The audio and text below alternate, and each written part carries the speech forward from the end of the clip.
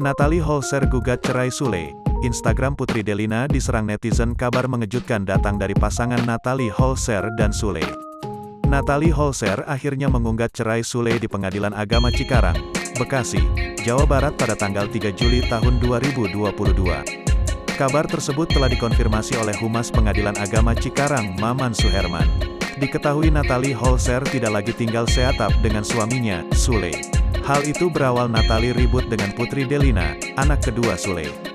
Putri Delina muncul di YouTube Maya Estianty dan mengatakan kini kesepian serta tak ada yang mengerti dirinya. Natalie Holzer dianggap gagal jadi ibu sambung yang baik bagi Putri Delina.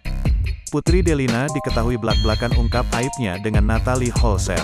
Instagram Putri Delina @putridelina kini diserbu netizen. Banyak netizen yang menuding Putri Delina menjadi penyebab Natalie Holzer menggugat cerai Sule.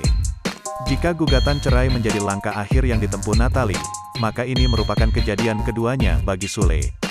Sebelumnya, Sule pun mengalami nasib digugat cerai mantan istri, mendiang Lina Jubaedah.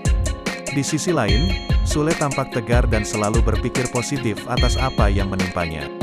Ia meyakini bahwa Sang Maha Kuasa selalu punya rencana di balik kejadian. Sule seolah meyakinkan bahwa hal yang terpenting baginya, ia tak menyakiti sang istri.